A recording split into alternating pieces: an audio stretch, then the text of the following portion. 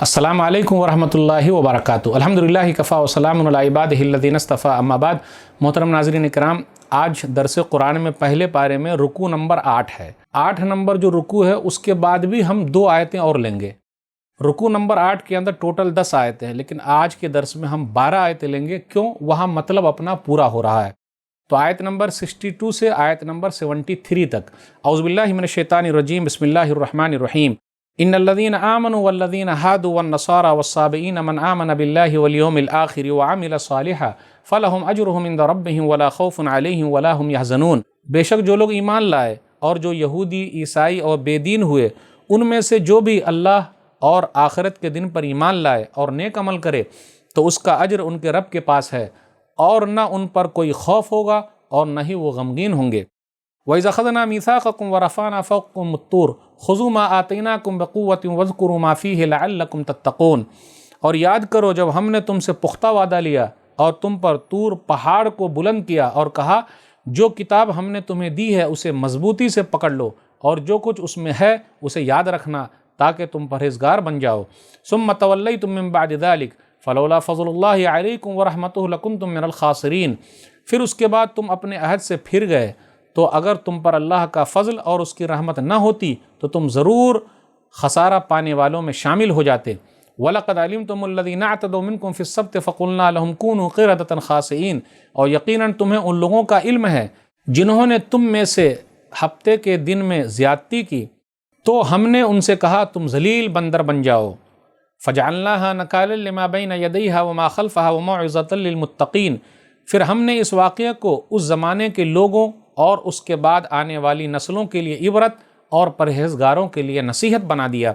वइज़ क़ाल मूसा लिक़ौमिही इन्नल्लाह यअमुरुकुम अन तज़बहू बक़रा क़ालू अतत्तख़िज़ूना हुज़ुवा क़ाल अऊज़ु बिल्लाहि अन अकून मिनल जाहिलीन। और याद करो जब मूसा ने अपनी कौम से कहा, बेशक अल्लाह तुम्हें एक गाय ज़बह करने का हुक्म देता है, तो वो बोले, क्या तुम हमसे मजाक कर रहे हो? मूसा अलैहिस्सलातु वस्सलाम ने कहा, मैं अल्लाह की पनाह चाहता हूँ कि मैं जाहिलों में शामिल हो जाऊँ। क़ालू उदउ लना रब्बका युबय्यिन लना मा ही क़ाल इन्नहु यक़ूलु इन्नहा बक़रतुन ला फ़ारिज़ुन वला बिक्र अवानुम बैन ज़ालिक फ़फ़अलू मा तुअमरून।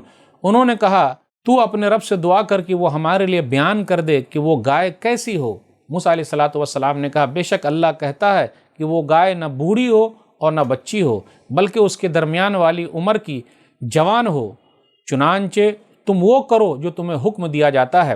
क़ालू उदउ लना रब्बका युबय्यिन लना मा लौनुहा क़ाल इन्नहु यक़ूलु इन्नहा बक़रतुन सफ़राउ फ़ाक़िउन लौनुहा तसुर्रुन नाज़िरीन। उन्होंने फिर कहा, तुम अपने रब से दुआ करो कि वो हमारे लिए बयान कर दे कि उनका रंग कैसा हो। मूसा अलैहिस्सलातु वस्सलाम ने कहा, बेशक अल्लाह ताला कहता है कि वो गाय पीली रंग की हो, वो गाय जर्द रंग की हो, उसका रंग गहरा जर्द हो और वो देखने वालों को खुश करती हो। क़ालू उदउ लना रब्बका युबय्यिन लना मा हिय इन्नल बक़रा तशाबहा अलैना व इन्ना इंशाअल्लाहु लमुहतदून। उन्होंने फिर कहा, तुम अपने रब से दुआ करो कि वो हमारे लिए मज़ीद बयान करे कि वो गाय कैसी हो, क्योंकि बेशक गाय हम पर मुश्तबा हो गई है और अगर अल्लाह ने चाहा तो हम ज़रूर रास्ता पा लेंगे। क़ाल इन्नहु यक़ूलु इन्नहा बक़रतुन ला ज़लूलुन तुसीरुल अर्ज़ व ला तस्क़िल हर्स मुसल्लमतुन ला शिय्यत फ़ीहा क़ालू अलआन जिअत बिलहक़ फ़ज़बहूहा व मा कादू यफ़अलून। मूसा अलैहिस्सलातु वस्सलाम ने कहा कि बेशक अल्लाह ताला कहता है कि वो गाय मेहनत करने वाली न हो, कि ज़मीन में हल चलाकर फाड़ती हो और न खेती को सैराब करती हो, बेऐब हो, उसमें कोई दाग न हो। उन्होंने कहा, अब तुम हक़ लाए हो। फिर उन्होंने उसे ज़बह किया और वो लगते न थे कि ये काम करेंगे। वइज़ क़तलतुम नफ़्सन फ़द्दारअतुम फ़ीहा वल्लाहु मुख़रिजुम मा कुन्तुम तक्तुमून। और जब तुमने एक शख्स को कत्ल कर दिया था, फिर तुमने उसके बारे में झगड़ा किया और अल्लाह उसे ज़ाहिर करने वाला था जिसे तुम छुपा रहे थे। फ़क़ुल्ना ज़रिबूहु बिबअज़िहा कज़ालिका युह्यिल्लाहुल मौता व युरीकुम आयातिही लअल्लकुम ताक़िलून। लिहाजा हमने कहा, इस गाय के गोश्त का कोई टुकड़ा उस कत्ल किए हुए आदमी की लाश पर मारो, अल्लाह इसी तरह मुर्दे को ज़िंदा करेगा और वो तुम्हें अपनी कुदरत की निशानियाँ दिखाता है ताकि तुम समझो। नाज़रीन इकराम, आज के दर्स में हमने रुकू नंबर 8 पढ़ा सुना, जिसके अंदर 10 आयतें थी, लेकिन हमने 2 आयतें और ले ली तो 12 आयतें हो गई, 62 से 73 तक, और अपना जो मकसद था उस दर्स का वो पूरा हो गया। آئیے سب سے پہلے یہ دیکھتے ہیں جو یہ بیان کیا گیا کہ جو ایمان لانے والے ہیں، جو یہودی ہیں، جو نصرانی ہیں، جو بے دین ہیں، اللہ پر ایمان لائے اور آخرت پر ایمان لائے اور نیک عمل کیے، تو وہ لوگ گھبرانے والے نہیں ہیں۔ لیکن ایسا نہیں ہے، ابھی امت محمدیہ پر ایمان لانا ضروری ہے، لا الہ الا اللہ محمد رسول اللہ کہنا ضروری ہے، نبی صلی اللہ علیہ وسلم کے لائے ہوئے دین پر عمل کرنا ضروری ہے۔ وہ جو مقصد ہے اس آیت کا، وہ پہلے جو لوگ گزر گئے وہ دور کے حساب سے تھا، لیکن ابھی نبی صلی اللہ علیہ وسلم جب آ گئے تو قیامت کی صبح تک صرف نبی صلی اللہ علیہ وسلم کو ماننا ہے، تبھی راہ نجات ہے، تبھی نجات کا راستہ ہے، ورنہ نہیں۔ پھر آگے یہ ذکر ہو رہا ہے کہ اللہ تعالیٰ نے یہ ذکر کیا سنیچر والوں کے بارے میں، سیٹرڈے والوں کے بارے میں۔ یہ لوگ کیا کرتے تھے؟ ہفتے کے دن یہودیوں کو کہا گیا تھا کہ شکار نہ کرے، یہودیوں کو کہا گیا تھا کہ ہفتے کے دن شکار نہ کرے، اس دن مچھلی زیادہ آتی تھی، لیکن وہ لوگ کیا کرتے تھے؟ جال لگا دیتے تھے، ہیلا بہانہ کرتے تھے تاکہ زیادہ مچھلی کو پھنسا سکے۔ تو اللہ تعالیٰ نے کیا کیا؟ وہ گاؤں والوں کو ذلیل بندر بنا دیا۔ تو میرے بھائیوں، جو لوگ بھی اللہ کے قانون کو توڑیں گے، اللہ ان کو ذلیل بندر بنا سکتا ہے۔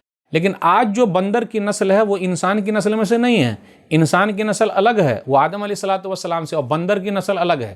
کچھ لوگ کیا بولتے ہیں کہ بندر ہی سے انسان بن گیا ہے، تو ان کا یہ کہنا صحیح نہیں ہے، لیکن اللہ تعالیٰ اگر پکڑ لے تو آدمی کو پکڑ لیتا ہے۔